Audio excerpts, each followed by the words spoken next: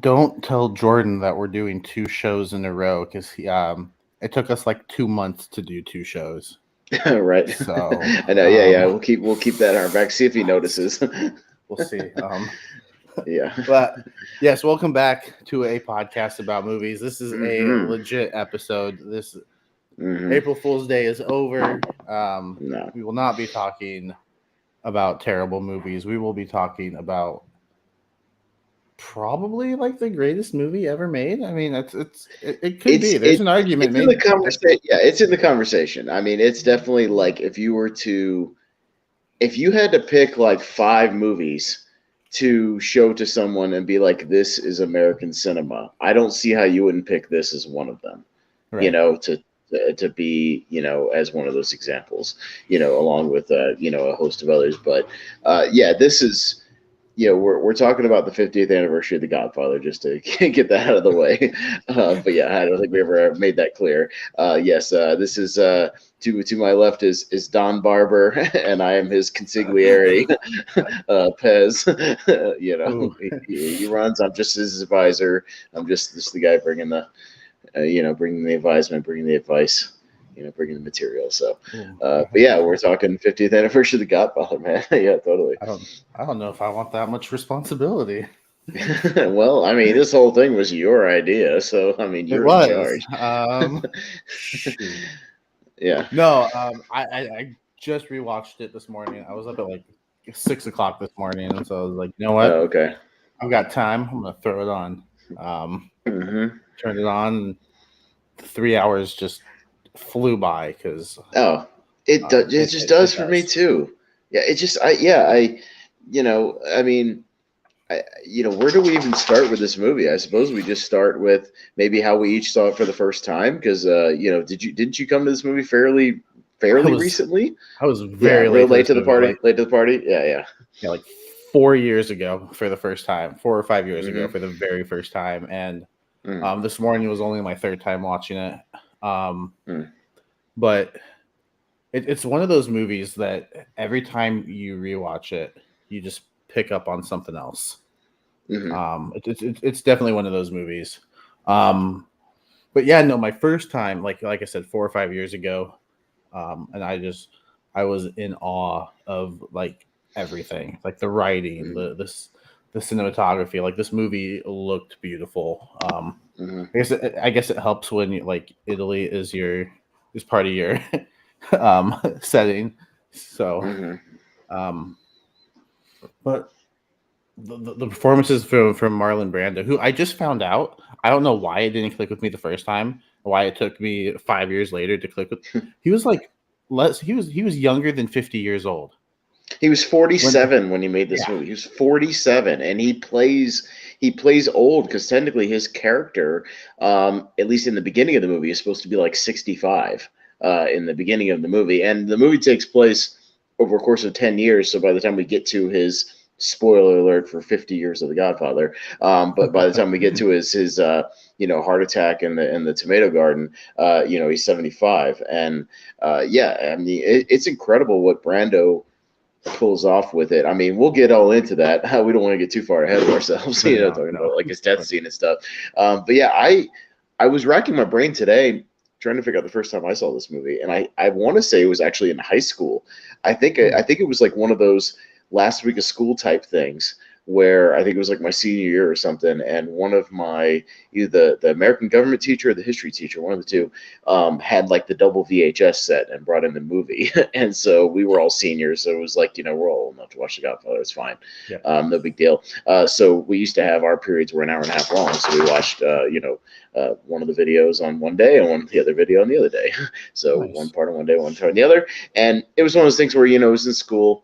So, some people are watching it and some people are just, in the back, playing cards or doing whatever, drawing, whatever. But I was one of the ones who sat up front and started watching it because I had never seen it, but I've always heard about this movie, The Godfather, and I just hadn't gotten around to it yet. And yeah, even just sitting there in class when I could barely hear the dialogue and I'm trying to catch everything on this, 20-inch box, TV on wheels, probably yeah not the most ideal place to see it first. But I was still mesmerized, and that's a tribute to the movie. that I was still following everything and picking up where everything was going.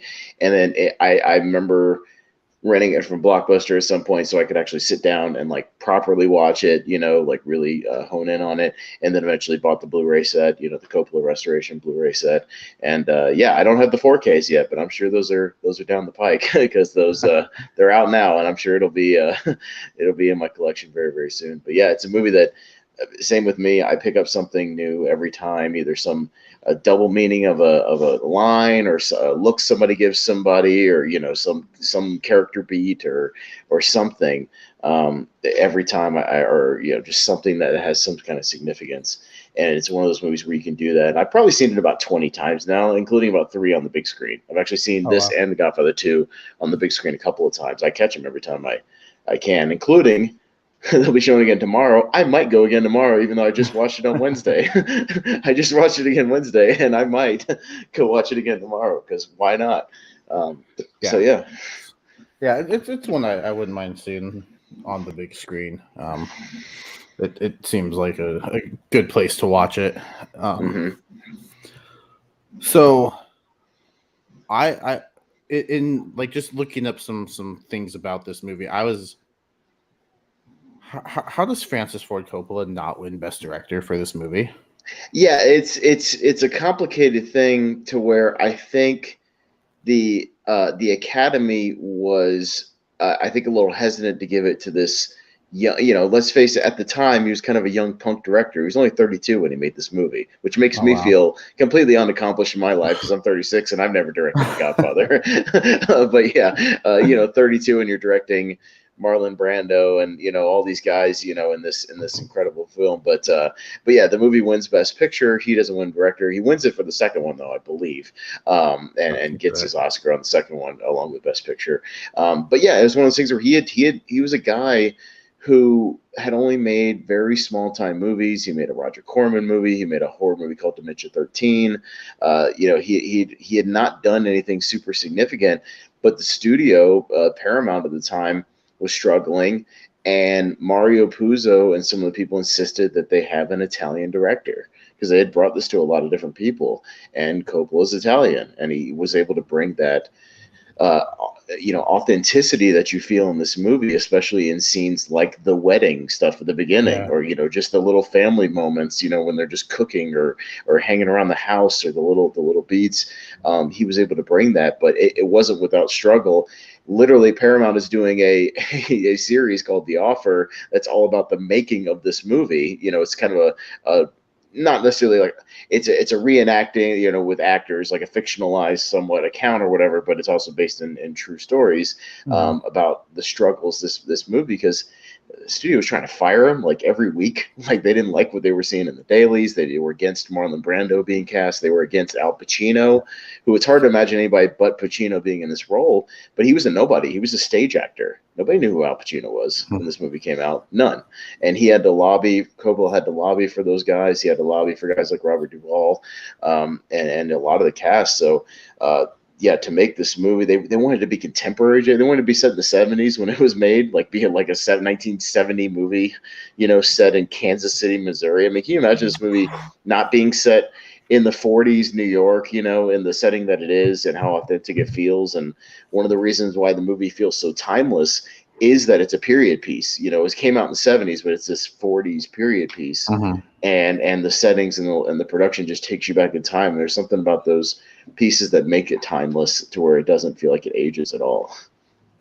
So, yeah, it's you bring up the wedding scene, and I think the first half hour of this movie is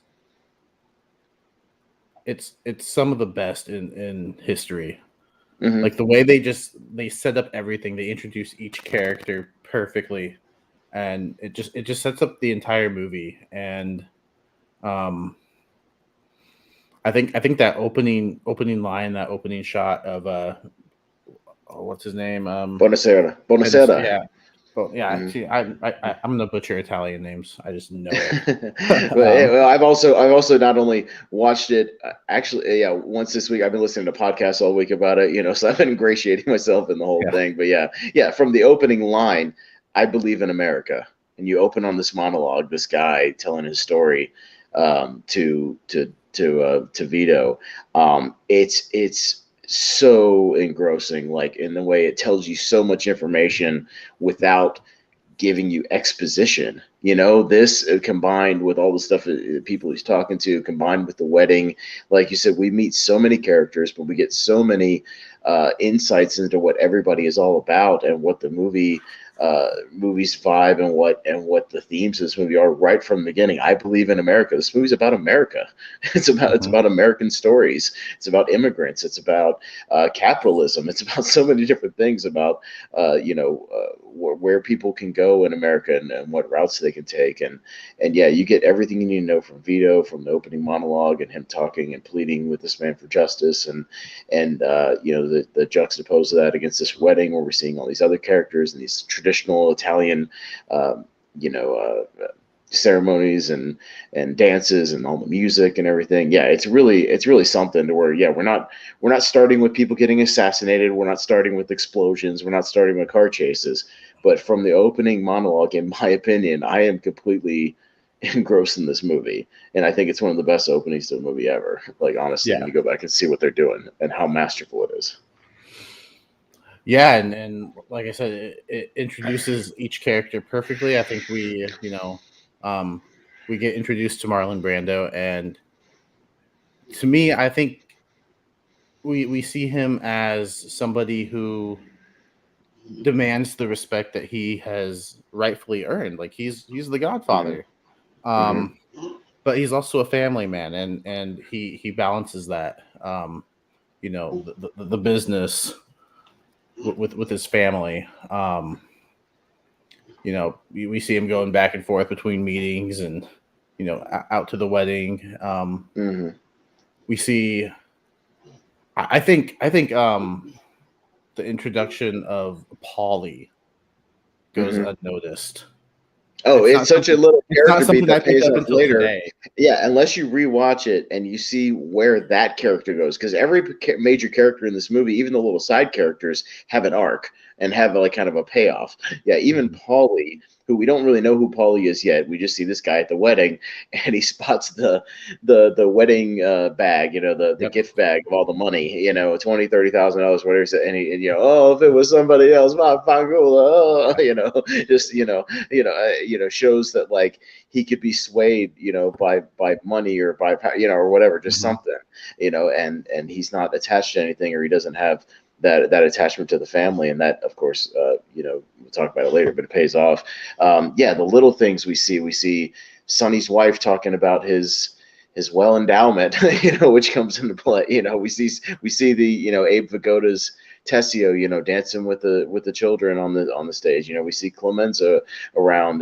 We see Sonny's hot temper as he confronts the guys outside, kind of spying on the wedding and taking pictures and smashing the camera. That he's got a temper. He's the guy who's going to take some kind of action. Yeah, we see the Mama Corleone, Vito's wife, kind of taking charge and singing in front of everybody, and everybody loves Who, her and who's adores her. only like 10 years older than Al Pacino, by the way. Oh yeah, I know. And they make her up, and she kind of plays old too. But yeah, the actress who plays her is great. But yeah, we've got all this music going on, and we've got the cake, and even little things. We get a quick, right after Bonacera, we get somebody pleading about Enzo the baker. Please do me this, help him become a citizen and stay here so he can get married, and oh, I made you such a wonderful cake, and we see the cake, and Enzo has a moment later, a great Yeah. callback moment, and has a great little, call. Everything is so calculated, and yet feels so loose.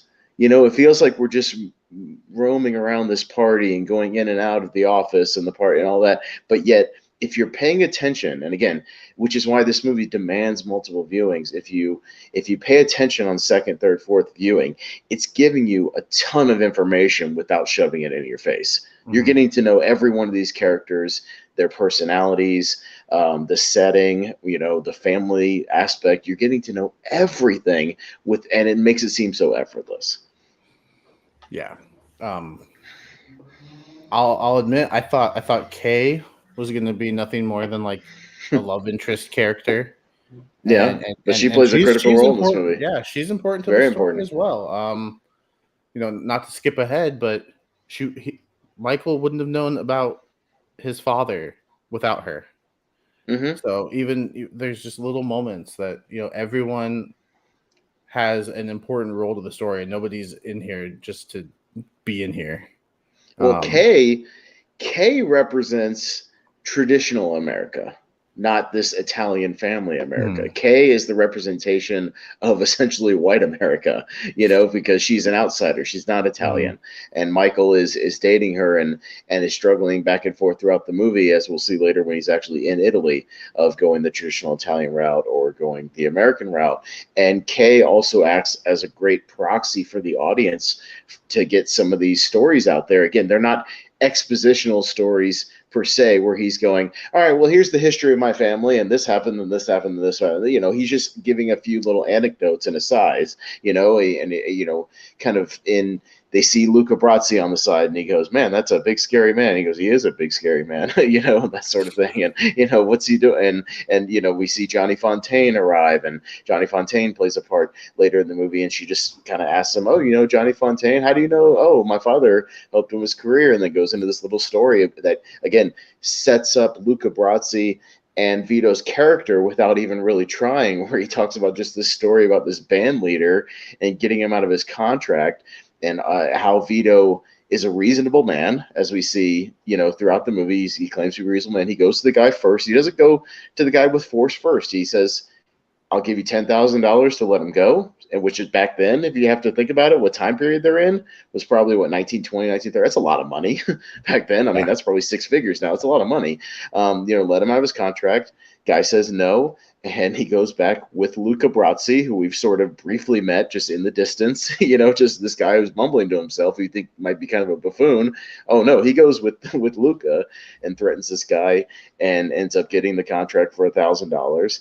And says either your brains or your signature is going to be on this contract.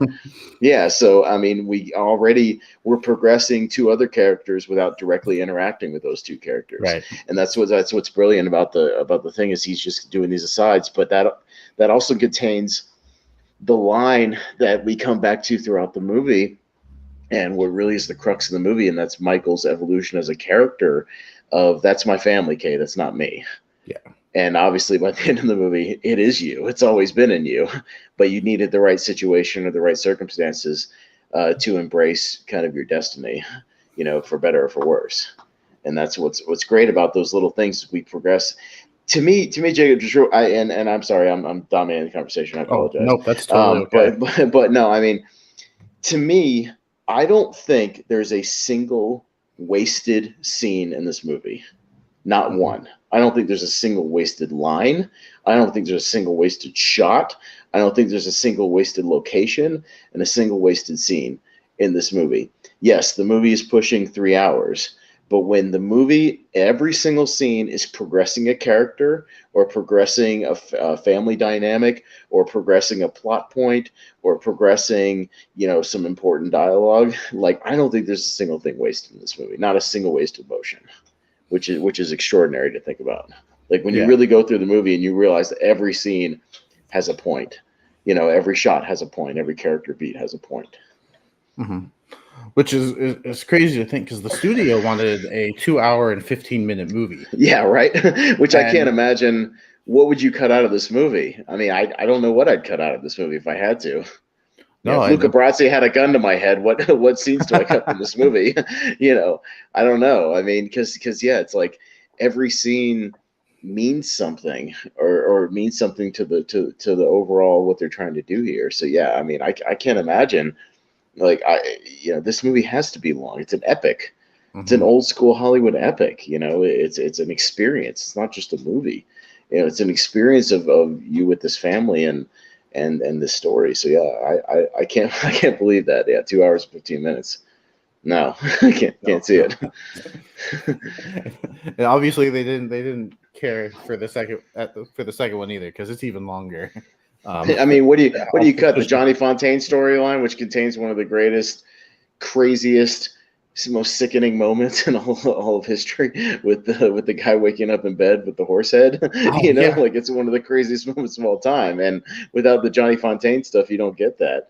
But yeah, like, and that just shows, how Vito is this family man, but he can be ruthless when he needs to Hmm. be, but not directly. He gives an Yeah. order, and that's what it is.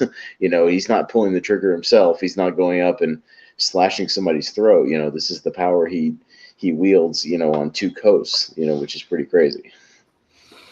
Yeah, and speaking of the horse head, can we just talk about how calm Tom Hagen remains with He's so great. Oh, Robert Duvall is so great with the waltz guy, with the yeah. with the waltz producer guy, and they're both so great. He's so calm, this little stone face, while dude's calling him how I don't care how many guinea grease ball wops you send to strong on me. He goes, pardon me, sir, but I'm German Irish. All right, well, you kraut Mick prick. Yeah. I mean, he just doesn't miss a beat. I mean, that guy, like, he's a prick, but oh my god, that producer guy's great. Like, he's so awesome. Yeah, as far as like just his characterization is so typical. A man like me can't be made to look ridiculous. It's just you're not gonna strong on me. Johnny Fontaine will never get that movie. And yeah, Spoiler alert, he gets the movie. yeah, he gets the movie because a $600,000 horse goes missing and ends up somewhere else besides the stable. But yeah, I mean, that's it's one of the most shocking scenes, yet one of the most almost satisfying scenes, Mhm. in cinema history, to where it's this brutal act and you're not supposed to like this family. I mean, for God's sakes, they just killed a horse. But it's like but you're with them, but that's again the evolution of the thing where we're with this family until we're not, until we Mhm. see how brutal Michael can be, especially in the second movie. Yeah. But yeah, how brutal it can be. And how heavy of a sleeper do you have to be to not Well, wake up to somebody putting a horse head there's in your theories bed?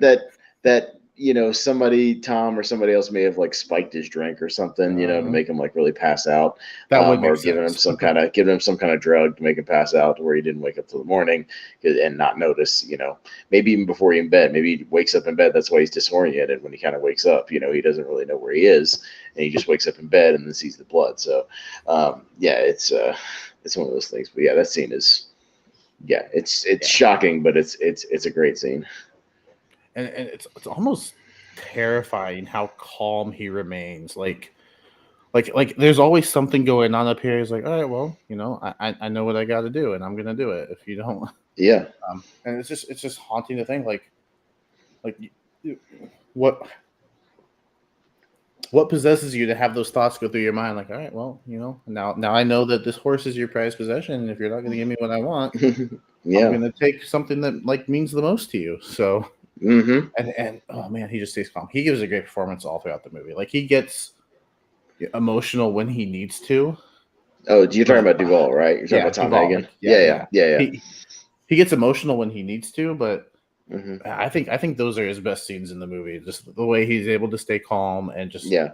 deliver Well, his lines. when like that guy's doing his thing, or Sonny's, throwing a fit. We got to strike him now. We got to take him out. We got to take out that, that Tataglia, whatever. And he's going, Sonny, now just take 2 seconds, and think about this. If we strike now, we lose the advantage. We do this. He's just trying to think about things logically. But there's that debate throughout the movie as to whether or not Tom is a good wartime consigliere, because Sonny is, especially, and we haven't mentioned, after the assassination attempt on Vito at the fruit stand, and everything's in chaos, and he just wants to strike now. It's like, just take 2 seconds and let's think about the Yeah, strategy before you go out guns blazing. And that's the thing, is like Sonny. He obviously cares for his dad, and he cares about sticking up for what he thinks is right, and he's great at taking action, but he just doesn't stop to take that extra beat as to what action that should be. hmm He just wants, it's like Tony Stark in those Avengers movies when he's like, I do have a plan, attack. Like, it's just, I'm just going to jump in and do what I'm going to do, and don't bother me with anything. But yeah, it's which yeah. Go ahead. which ends up being his Achilles heel in the Hmm. end, because and not to jump ahead, but it does. It No, it does plays hurt him into his that death. yeah. Yeah. So Yeah, it plays and into his death. But yeah, that, like we didn't even mention like the real kickoff to the movie that kicks the plot and the forward motion. I know we're kind of all over the place, but you know we talked about Vito's assassination attempt, which wouldn't be possible without Luca Brasi's assassination. You know, because you know he's key. He's the main muscle of Vito. He's a guy that if you were to kill Vito, they insinuate that he would go on a warpath, sort of like John Wick or something. You know, he would just start mowing people down, and he'd be in this unstoppable juggernaut, of force. And he's gonna, they even mentioned, we can't stop Luca if he wants to go after people. He's gonna go after people. Like, there's nothing we can do to rein him in. Yeah, so much is done with Luca without actually showing him really using that force. Like everything's just this aura about him, which is why he's such an interesting character that sticks with you. Is like we don't ever actually see him commit violence on anybody. We just hear these stories. We hear, the way people talk about him, the way people kind of fear him. Even the other families, the way they talk about, him going on the warpath and all that kind of stuff. But yeah, his death is critical because we have to get it out of the way in order to then go after Vito. And it's again another thing you don't notice on the second viewing, but Paulie called out sick a couple of times, and he's been real sick lately. And then sometimes you may not think about it at the beginning, but he's been calling out sick a whole lot lately, and he just happens to not be there when Vito wants to buy a couple of oranges, and it leads to kind of the real kickoff of the plot here and the real war. yeah. So yeah. Yeah, I love the attention to detail that they have in this movie too. Because one of the things I picked up today is the final shot we see of him entering the bar or wherever they were. Talking about Luca now, is him in frame with two fishes. Yeah. And how do they find out that he's dead? Well, they send back Luca Brasi sleeps with the fishes. Yeah, with the vest with the fish. Just yeah. There's so much like attention to detail, and then you go to the assassination attempt, and you see a poster for a Jake LaMotta fight, and in the previous shot with Michael and Kay, they're they're leaving a movie that was released like December 6th, 1945, and that fight took place like January of 46. So just like there's just so much attention to detail in this that again you don't catch the first time. But upon rewatches, which this movie deserves, the time passages, the subtle ways that time passes in the movie, yeah, like all of a sudden, Kay and Michael are Christmas shopping. We just kind of jump ahead a little bit, or there's snow, all over the place, and when there wasn't during the wedding, there's these little things about how much time has passed, or some kid has grown up a little bit, or whatever the case is. The way he frames it and doesn't assume that you as an audience member are stupid, that we need to lay out a time card, every 2 seconds to display what time it is. Like you can just get these inferences as to the passage of time. And this is where, once Vito goes down, not out, but down, is where Michael really steps up and you get to see his intelligence and how smart he is, because he's a military guy. He's a war vet. He's a Marine. And so he's already, he's battle tested, but not in a personal way. We talk about, there's always been questions on if Michael's ever killed anybody before. Well, probably on the battlefield, probably in World War II. I'm sure he shot people with rifles, and he's fought on the front lines and things. But has he ever, done something personal like he does later in the Bronx restaurant? Probably not. And it's a critical thing where, one of my favorite scenes, other than the Bronx, Louis restaurant, is the hospital stuff when he goes to visit Pops in the hospital and it's empty. And it's just the way Coppola stages that whole scene where he's got this music where it's kind of like a dread kind of music, almost like horror movie music. It's real close to being that.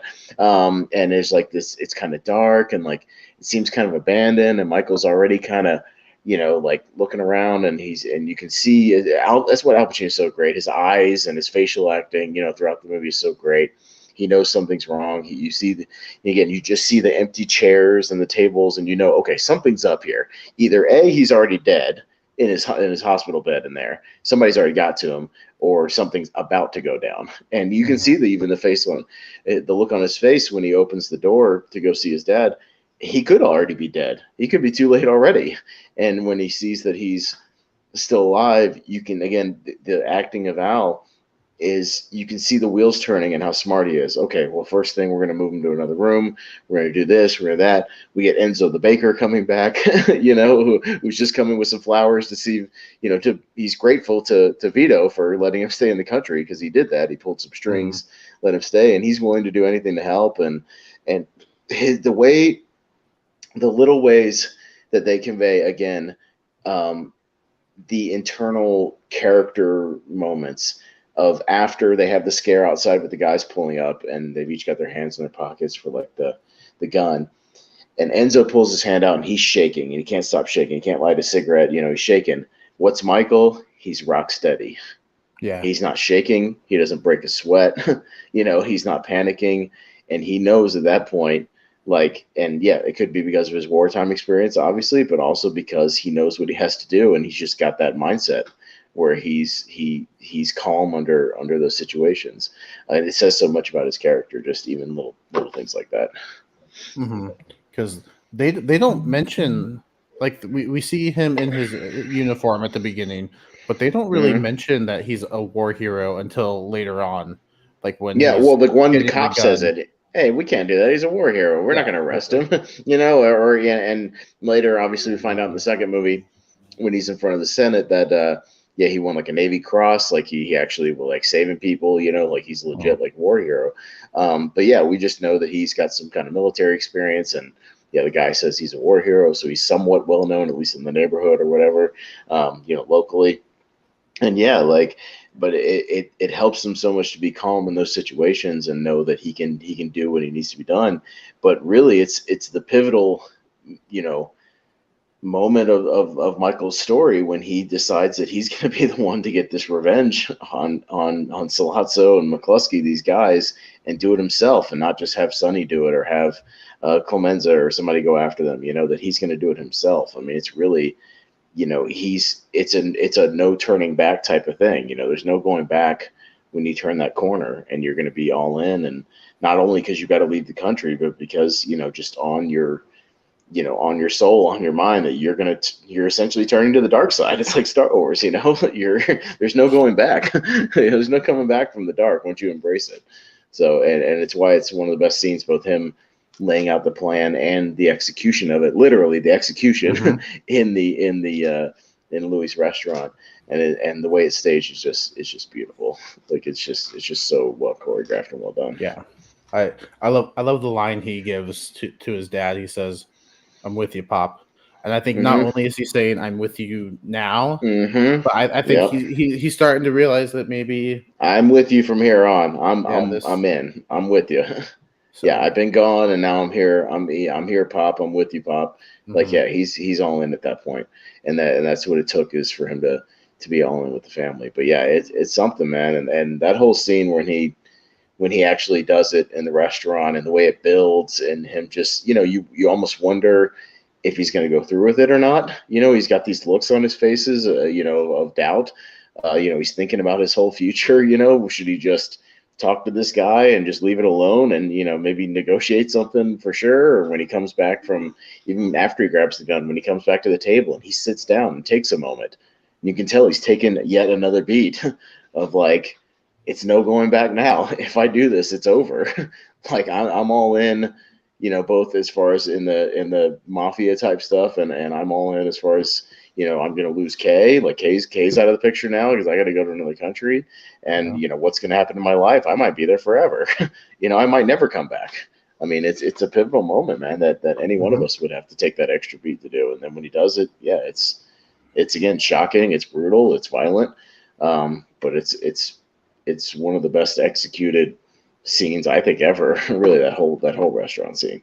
It's excellent. And again, he's remaining calm. Like on the inside, he might be freaking out, but his whole demeanor is he's stone-faced. Calm. Yeah.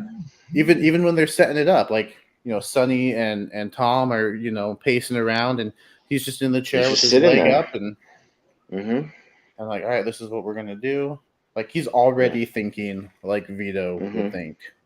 Mm-hmm. Um, he's already starting to like have that presence. Um, Yeah. and then I love what what's the big guy's name who gives him the gun? Clemenza. Clemenza, yeah, Yeah, Clemenza is the guy who gives Clemenza. him the instructions. Okay, my what you're gonna do is you're gonna two in the head, you don't throw the gun, you just kind of let it hang there and drop the gun, but then you look at everybody, but you don't look at everybody, but you walk, but you don't run, you just kind of walk steadily, like piece by piece instructions and knows what to do. Which he doesn't follow exactly because he No, shoots no. he shoots the first guy in the head only once. Then it's like, oh no, Hmm. but then he shoots the cop twice, and he starts walking away, realizes he still has the gun, and he drops it, and he gets out and he starts running off. Like, Hmm. No, even in the moment, he's totally in the moment, and you as an audience member, her going, drop the gun," and he almost doesn't yeah, drop the gun. He almost walks out with it, and at the last moment, he kind of flings his hand, and it kind of flies off exactly what we told him not to do. right. But it's even he's making mistakes, but it's his first one ever, so yeah, of course he's going to make a mistake. But yeah, it's a turning point to where if we had an intermission, that would definitely be the intermission point of the movie. Hmm. Because it's a turning point as far as where everything goes.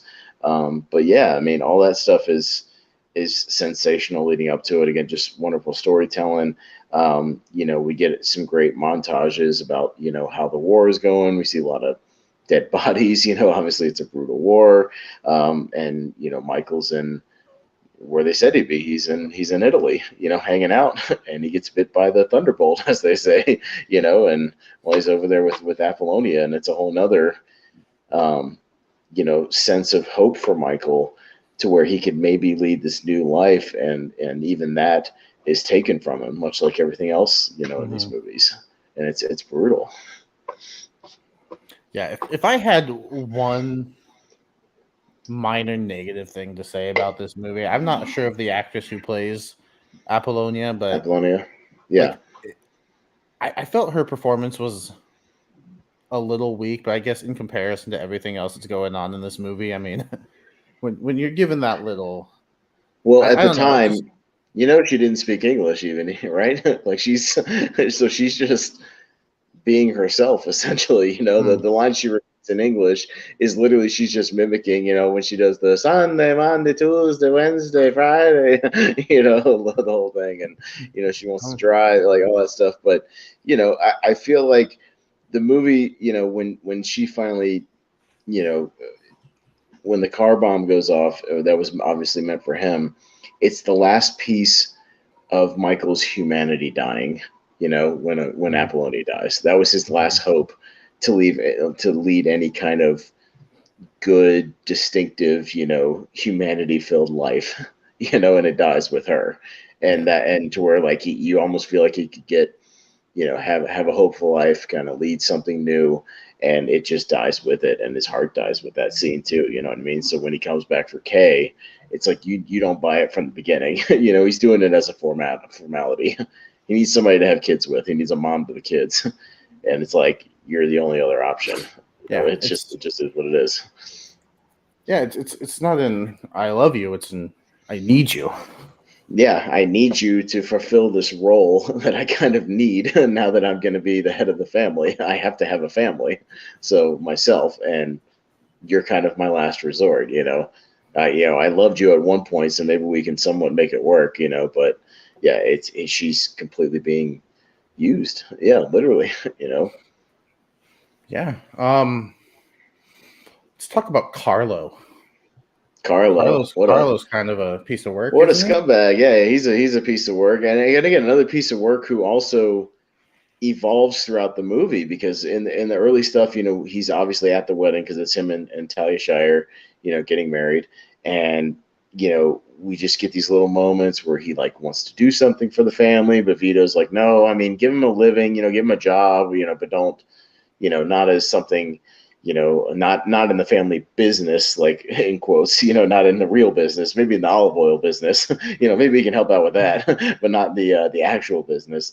And yeah, just the little things like there's a moment where she's saying something and he's just like, just shut up and set the table, and you start to see it kind of coming through, and when she's pregnant, obviously the whole scene is brutal and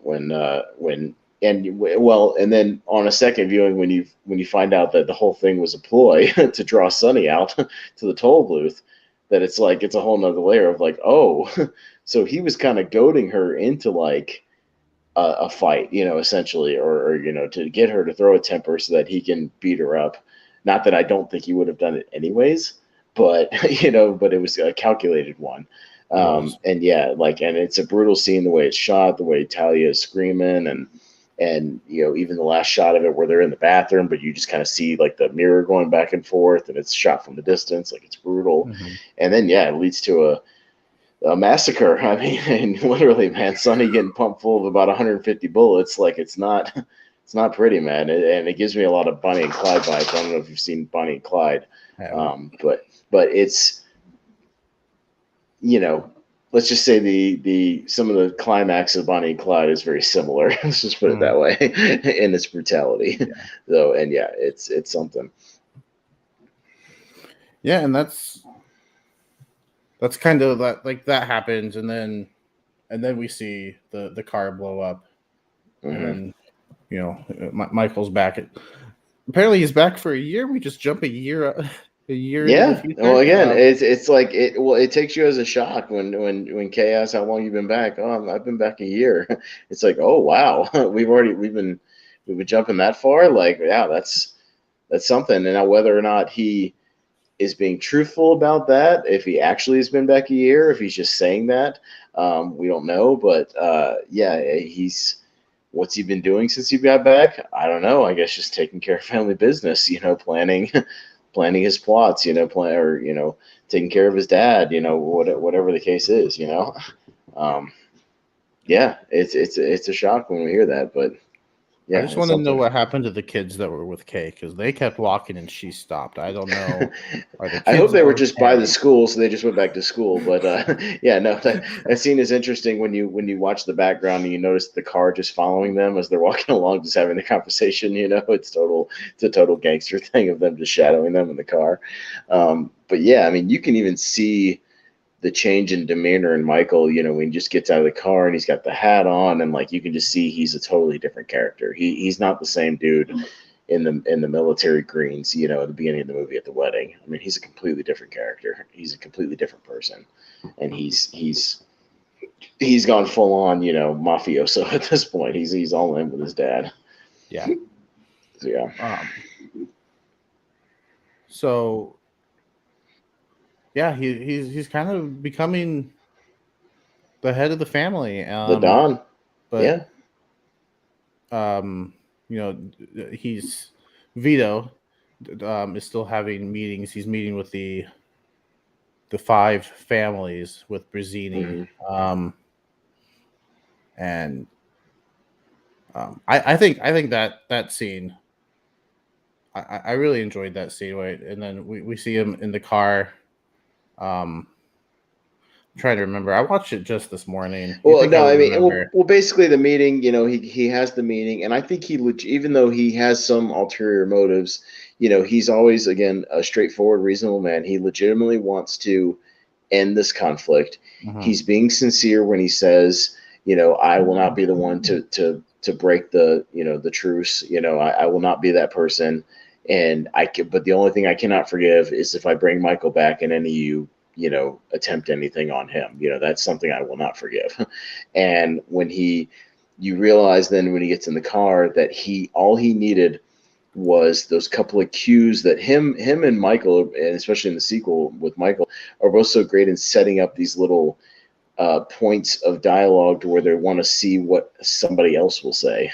Or they put out little things of bait, and when he realizes that it was Barzini pulling the strings, for Sollozzo, for the Tattaglia family, that's all he needed to know. Is he just needed that confirmation that it wasn't just them. Vito says it himself. He goes, "What about Tattaglia? Tattaglia is a pimp. He's a nobody. He's small potatoes. He's nothing. Barzini's the real mastermind who wanted me dead. For this whole narcotics business.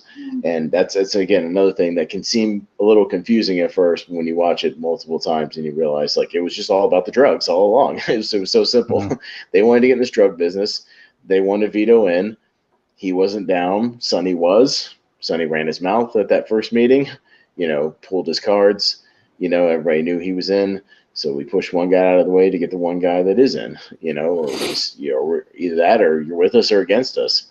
And that's kind of like what it devolves to. But yeah, at that point, he's advising Michael, who's the head of the family, who's so cold in the second half of the movie. Again, you really see like his lack of humanity when he just tells Tom, "You're out, Tom. You're just going to go be our lawyer in Las Vegas. You're Yeah. out, Tom." He's so cold to Why am Tom. I out? Yeah, and it's just like, why you're gone, Tom. That's just it. That's final. As opposed to the beginning of the movie, how the way Vito treats his people. Give this to this person, give this to that person. I want you to go and handle this, Tom. Go do this, go do that. But he does it in that calm way, and Michael's just so blunt. You're out, Tom. Dad's gonna be consigliere.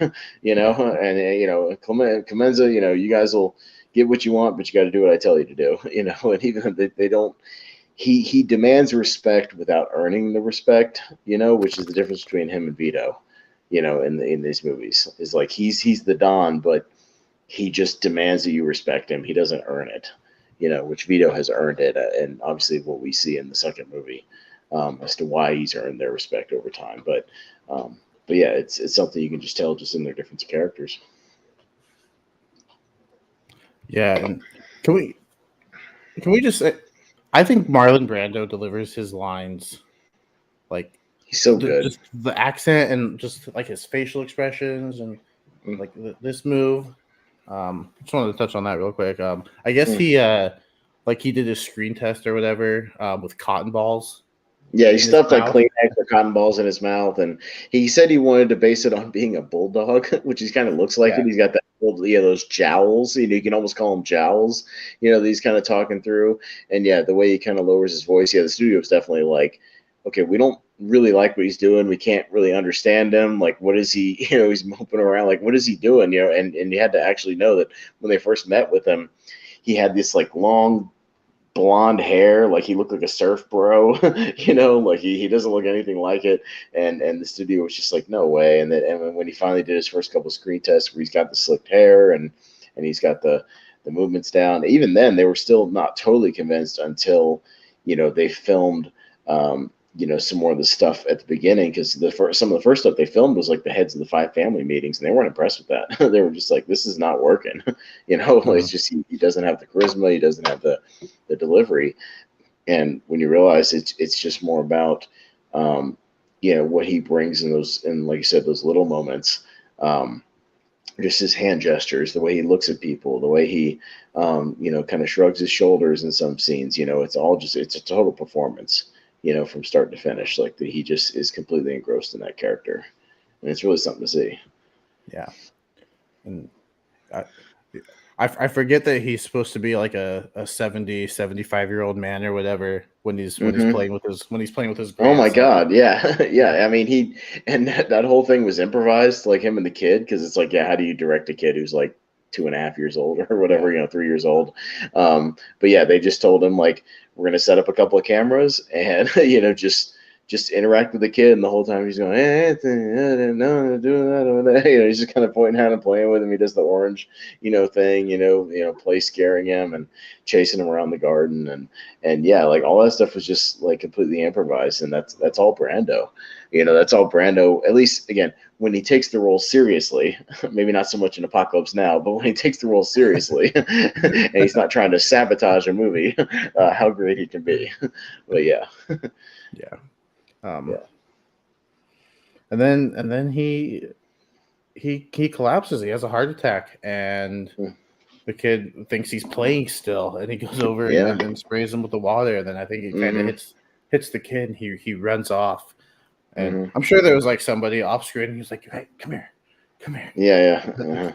Uh-huh. Um, but he gives Michael such good advice and just tricks. And All right, whoever comes to you with the meeting is Mhm. the one that's going to betray Whoever you. comes to you with this Barzini business is a traitor. Don't forget that. They'll guarantee your safety. Yeah, all Yeah. that stuff. And it goes down exactly as he predicted with Tessia later. And it's even sad when Tom's like, I always thought it'd be Clemenza, not Tessia. Tessia was the That was smart my one. thought too. That was the smart one. Oh shit, Yeah, it's gonna be him, isn't it? But yeah, no, right. it Hmm. was it was Tessio, and Yeah, yeah, it went down just like he just like you just said it like would. just like you said, yeah. And you want to talk about Michael being cold? He Hmm. agrees to be godfather to a man's baby that he's about to kill.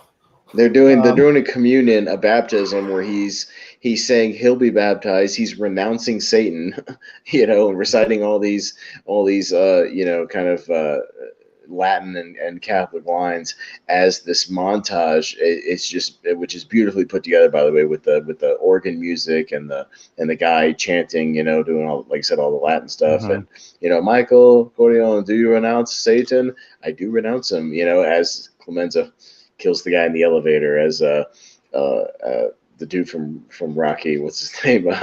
Kills the guy in the revolving mhm, door. Joe Spinell, kills the guy in the revolving door. As the fake cop, shoots Barzini. As Mo Green gets it in the eye while he's getting a massage. Not that, but a bullet. mhm. But and all this stuff is going on, and yeah, it's beautifully put together. I think it's one of the best montages ever. It's just so haunting and so Yeah. calculated and so cruel, and it's something that Breaking Bad would kind of allude to later. Not to spoil Breaking Bad, but they kind of do something similar with Walter in one of the seasons, Mm. where he's doing something while all this killing's going on, these montages.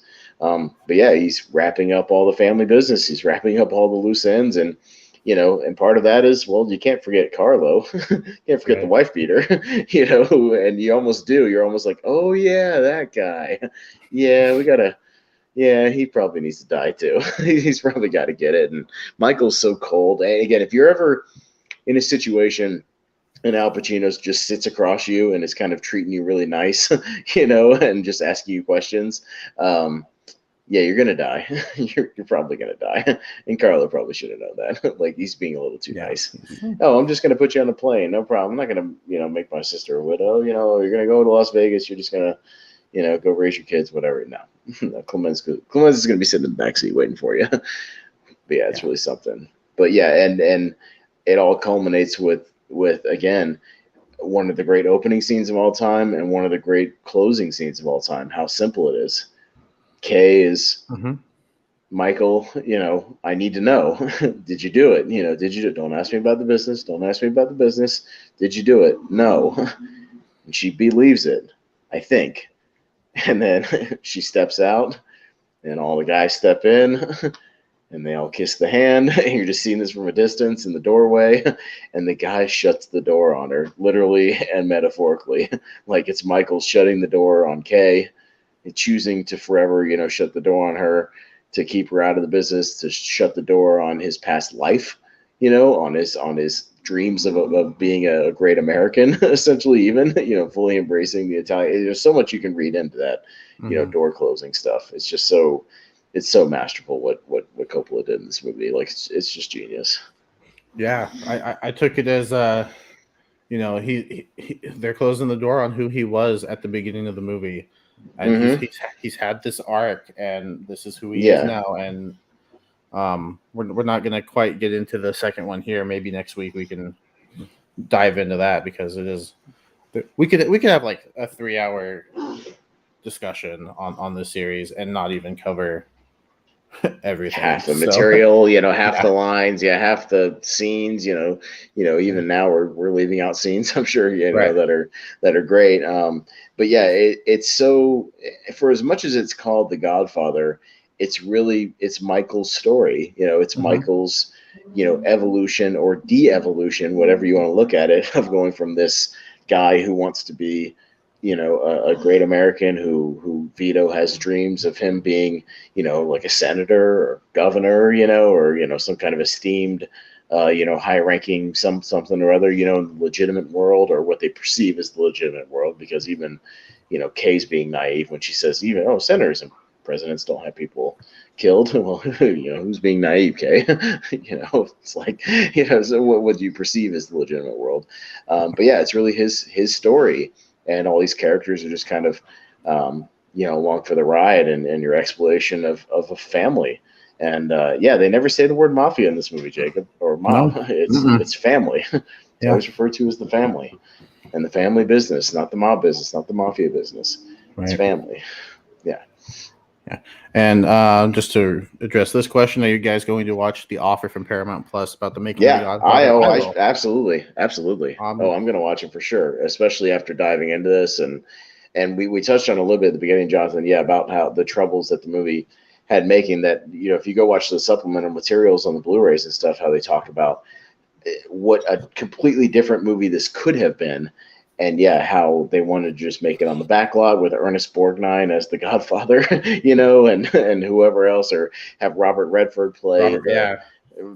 Pacino part, and be this, blonde haired, blue eyed, what, it just, I'm not saying there couldn't have been a good movie there, but it wouldn't have been the movie that it is now. It would not be, I think, the all timer that it became.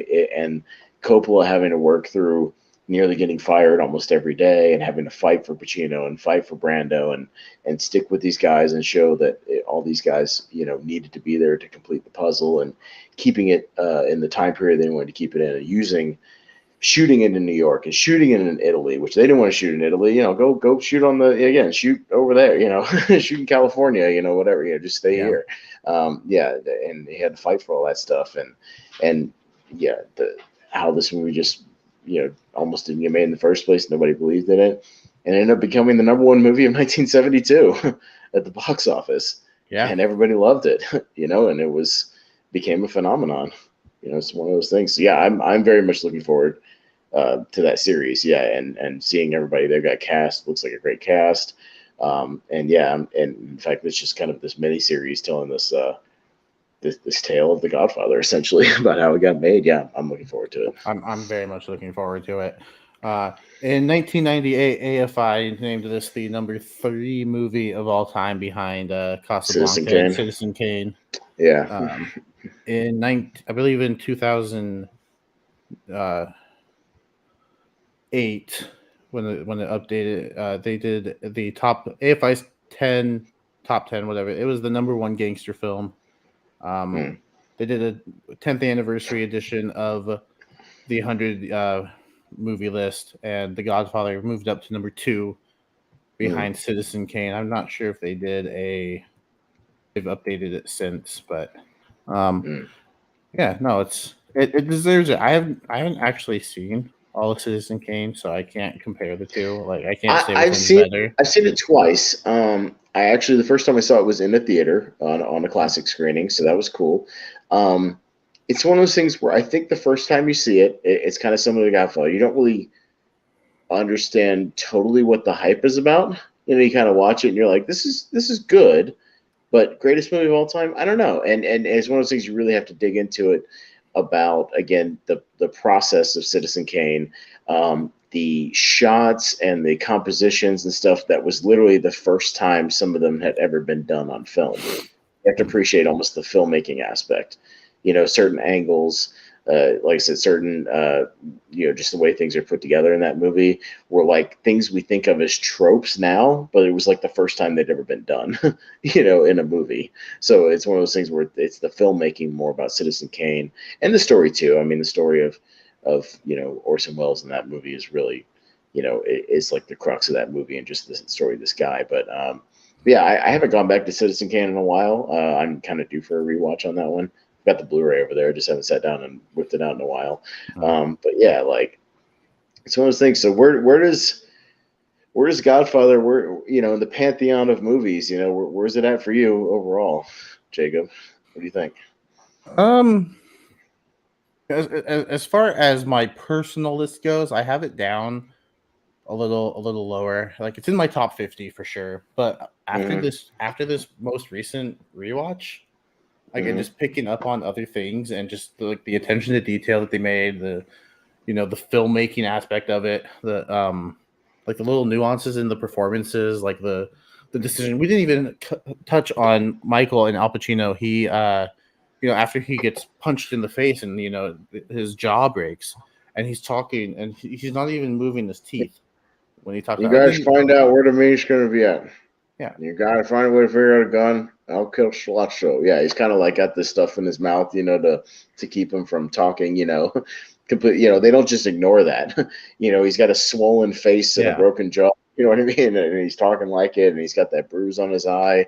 From where McCluskey punched him and all that stuff. Yeah, I mean, just and the way, yeah, that attention to detail in this movie, is so interesting. So yeah, I had it pretty low, but after this most recent rewatch, I'm not sure where, but it's moved up. I'd have to figure out where. It's such a good movie. It's so good. I'm looking at the Wikipedia page for it, and it's got a whole like section on just like accolades. Oh yeah, no, the Golden Globes, the Oscars, all that stuff. Yeah, I mean, it obviously it won. Best Picture was nominated for 11 Academy Award. That's like Titanic level stuff there. You know what I mean? For back in '72. So yeah, costumes, actor, screenplay. 4 acting They got nominations. Yeah, lead actor. Well, and again, that's a little bit of controversy at the time. Was they nominated Brando for Best Actor, even though he's only in about half the movie. And Pacino took that as a slight because he feels like he's the main actor of that movie, which he is. He is. But they nominated everybody else basically. Robert Duvall. Khan, everybody else, and Pacino for supporting actor. So 3 of the supporting actor nominees that year were from the same movie. And honestly, I could see you giving it to any of them. Any of them. You know what I mean? Like, they're all great. They're all amazing. The Golden Globes got it right that year, and nominated Al Pacino for actor, as well as Marlon Brando. Brando won. Al Pacino was nominated. They did nominate James Caan for supporting actor. Which, I mean, I go back and forth between whose supporting performance I like better, James Caan, Robert Duvall. I don't think you can really choose. I think they're just both equally. They're both good. They're both great in their own ways. The way Sonny flies off the handle. Just the way he's delivering his lines. Pacino's like giving this monologue when he says, I'll kill them both, and Caan just kind of. Sonny just kind of laughs, and it's just like, well, look at this college boy over here. He's gonna get blood all over the Ivy jacket, boy. All that kind of stuff. Like he's the way he's so different. He's so animated in his own way. And like you said, Duvall is so Duvall in some of those scenes. Just the way he's just like, thank you very much for a lovely evening, sir. I'll be on my way. I'm sorry, but Mr. Corleone likes to hear bad news immediately. That sort of stuff. It's like he's so matter of fact, but he's so great at doing that in those movies. Yeah, so I just want to read some things. In 1990, this was selected for preservation in the United States National Film Registry. 1992, it was ranked 6th in Sight and Sound's greatest film of all time directors poll. 1998, Time Out conducted a poll, and The Godfather was voted the best film of all time. So that's 24 years ago. 1999, Entertainment Weekly named it the greatest film ever made. In 2002, Sight and Sound polled film directors, and they voted the film and its sequel as the second best film ever. The critics poll separately voted it 4th. So that's 10 years between. It's still being regarded as one of the best films ever made. In 2002, The Godfather was ranked the second best film of all time by Film 4 after Star Wars Episode 5, The Empire Strikes Back. I'm okay with that. In 2005, Time magazine named it one of the 100 greatest films of the last 80 years. Those films were not ranked. Right. 2006, the Writers Guild of America West agreed, voting it the number 2 in its list of the 100 greatest screenplays after Casablanca.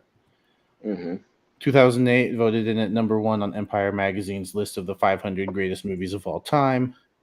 Then The Godfather was ranked at number 1 on Japanese films, top 10 non-Japanese.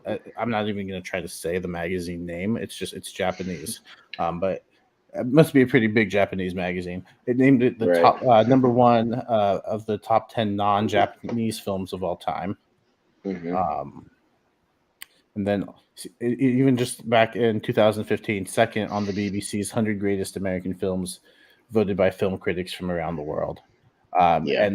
And 50 years later, it still holds up. It's still regarded as one of the best movies ever made. And I think in 50 years, we'll still be talking about it as one of Yeah. the greatest films ever made. There's still never been a film quite like it. We've had other great gangster epics. Obviously, stuff like Goodfellas comes to mind. And don't get me wrong, Goodfellas and this is an incredible movie. It's in one of my favorite movies of all time. Um, it's just a very different film. It's a much faster film. It's a much more flashy Mhm. film. It's a much more violent film. It's a much more, uh, as far as like even the dialogue, it's a much harsher film. But it's a different movie, but it's a movie that still would not exist without The Godfather. The Godfather really set the template, even though there had been gangster movies before. You'd have the old ones in the 30s, The Public Enemy and the original Scarface and all that kind of stuff. Mhm. Um, you had all that stuff, but the authenticity is what sets this movie apart. The fact that Coppola himself, as an Italian, cast Italian actors. He cast people with those Italian backgrounds. He brings a sense of character and family to the thing to where you're with them even when they're doing these horrible things. And that's what makes it stand out among these movies is your connection to these characters. And you're so interested in what they're doing and where they're going. And obviously, where they go, like in the sequel, things like that, which we'll talk about. But yeah, it's something that while it's not my favorite film of all time because it's not one I put on constantly, things like that. Much like you, every time I watch it, it creeps up another notch or two, on those top movies. And I Yeah. think it used to be like number 50, and now I have it like pretty much closing in on my top 20. It's in there, and Yeah. it's become that, and I gotten so enraptured in it, especially as you get older. Yeah, I didn't appreciate it when I was, saw it for the first time when I was 17 or 18. I thought it was good, but I didn't really really dig in and appreciate it. Then when I finally saw it on the big screen, I started to get it. And when I really started to sit down and watch it and analyze it and really like listen and watch these performances and see everything how everything's just put together and constructed in this movie, it's genius. And it's why it's the masterpiece that it is. Like it's incredible. Yeah. So not to put I'm gonna put you on the spot. I'm gonna put you on the Okay. spot here. If you had to pick like the top 5 best films Mm, ever made, yeah. what are the first 5 that come to your mind? Godfather is for sure one. Like I would have said that anyways. Yes. I think Schindler's List makes that list. Ironically, it makes the list because of what it did for the culture and what it did for films. Um, I legitimately think Casablanca probably makes that list, even though it's not one of, again, my favorite films of all time. I Mhm. think the storytelling, again, is top notch in that movie. Um, as much as I've only seen it twice, I think Gone with the Wind, for being one of the original epics, makes the list because, again, of the filmmaking aspect and the movies that it inspired. And then, honestly, I think Star Wars makes that list, the original Hmm. Star Wars, because of the filmmakers that it inspired, the people who saw Star Wars when they were young and inspired them to be filmmakers. A whole generation of people came out from seeing Star Wars and became filmmakers. And it showed what an independent movie, because that movie is a completely independent movie, what an Yeah. independent movie could do, and pushing and coming really creating an entire mythology and this entire world from somebody's mind, from George Lucas's brain. So Mhm. I think Star Wars makes that list as well. Yeah. I think this is the first time we agreed on something because those are the exact 5 that would come to my mind as Oh, did you? well. Okay. Yeah, yeah. So I wow. mean, I think the movie again, if you had to think of these movies that you would pick as like, all right, here's 5 movies that define at least American cinema. You know, I can't speak much for international. If you go international, you could pick stuff like Seven Samurai. Maybe was it the Seal, or what's it? Seven Seal, or things like that. You pick some of that international flavor. But if you go strictly American, I think you go with those because they kind of represent ambition and the creativity and adaptation and all kinds of stuff. Like, I think those are the quintessential viewings, really. Yeah, and then I would just throw an honorable mention in that list to 12 Angry Men. I think that is like, as far as like screenplay and dialogue, How to write a movie and how to create write tension just with people just delivering dialogue, or like a play. Yeah, no, totally. So, Minimal filmmaking. Yeah, no. Yeah. Kind of straying off the original topic there of the Godfather, but just a side relevant question. So yeah. Yeah, no, this was a good conversation. Like I said, I'm sure we could have a much longer conversation. I mean, does it hold up in your opinion? Like, does it hold up 50 years later? You know, you were watching today. Does it hold up as storytelling, filmmaking? Yes, does it hold up? Yeah, absolutely. I think this is an essential viewing for anyone who, wants to call themselves a movie fan. Yeah, and I it's can not see a casual pressure. movie fans not appreciating it as much, but I didn't get into movies as much as I did until like 5 years ago, and this was always one that people were talking about as one of the greatest films ever made. I was like, well, I probably should watch it then. Well, again, when I started going to the video store, I was just plowing through movies to see movies, because I'd heard about, I'd always read about things or read these movie books, and these are the movies I need to see. It's not till you start really developing your taste, when you start appreciating things like cinematography, things like a good screenplay, which you don't as a young casual fan. You just want to see a good movie. You don't appreciate art direction, production design, set design, costumes. You don't appreciate that stuff till later. And that's when you start to go back and watch these movies again with new eyes, 20 years later, 30 years later, whatever it is, from the first time you saw it.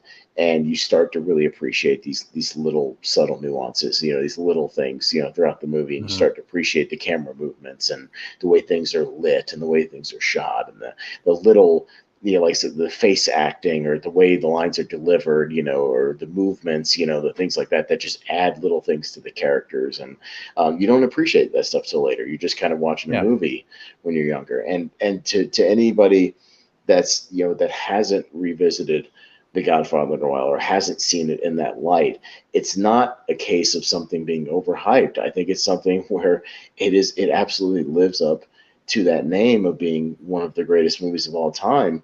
And if you haven't gone back to watch it, just sit down and really appreciate the filmmaking and the acting, and the way, and then the script, and the way just the entire, all the characters are developed, and the way it moves, and the way it just flows. It's so natural that it almost feels easy. Have you heard the story about Steven Spielberg seeing this movie, who was a friend of Coppola? I haven't. And so him and Coppola and Lucas and and Scorsese were all like buddies. They used to hang out, and this is in the Spielberg HBO documentary. They used to hang out and like play pool together, back in the early 70s. And they were just all buddies, and they would kind of help each other with movie ideas or problems that they were facing. They would help each other out because when the movie business is doing good, everybody prospers. It's kind of one of those things. Or competition makes you work harder. Right. Spielberg goes to the movies, and this is in, remember, it's 1972. He's made like Duel, he's made a couple of TV movies. He's just kind of getting started, right? He sees Godfather made by his buddy Coppola, and he says, "That's it. I'm quitting. I'm done." And that's the truth. And he legitimately, he says it. He said, "I saw the movie, and I said, I will never make anything as good as The Godfather. How could I? This is the greatest thing I've ever seen. I am a failure. I've made these TV movies. There's no way I could be the director and put out something on that level." Now, obviously, we know that not to be true. He put out many, many great movies after that, and movies that are in, again, that conversation, even stuff like Jaws, which is in that conversation for one of the great movies of all time, along with Schindler's List or things like that. But you know, to when everybody, I think, even as a filmmaker, we hear those stories all the time of somebody saw somebody else's work and was like, I can never do that. I'm a failure. You kidding me? My stuff doesn't stack up to that. You might as well quit. Just let him make all the movies, and Right. that's what Spielberg felt, which is so interesting that if he had quit, I mean, with the business would have been so different. We would have never got all those great movies, and how it could have been different. But yeah, it just goes to show, don't let that get you down. Set out to make a better movie. It can't hurt. If you want to, set your sights high, man. But yeah, it's definitely, I think, a case of it's not overhyped, it's not oversold. Like The Godfather is one of the greatest pieces of cinema ever put to screen, and the more and more I see it, the more and more I appreciate that and agree with Yeah. it. Yeah. So, to anyone who might say, "Well, I can't. This movie, it's not my cup of tea. It's boring." I would challenge you. One more rewatch, Give and it another watch, and and really pay give it a attention. chance. Pay attention. Don't put away your phone. Turn the lights down like you would in a theater. If you can see it in a theater, for heaven's sake, see it in a theater. Like I might go do it tomorrow. If you ever get a chance to, it's worth it. No, I mean, that's when I really started appreciating it, is when I got to see it on a classic screening years ago, and really watch it, and like, because you're forced to, you're gonna sit there in a dark theater, you're gonna watch this movie, and like, yeah, put away the distractions and just sit down and watch it. And I can almost guarantee, like we said, from the opening monologue, that opening scene, I believe in America. America made me my fortune, and he goes into the story. You'll be enraptured, man. I promise you that. It's really something from start to Yeah, finish. yeah. It's one that gets better every time. So You could say it ages like a fine glass of Francis Ford Coppola wine. that Because is Mr. exactly how I'm Coppola describing it is from a now on. Mr. Coppola is a wine connoisseur now.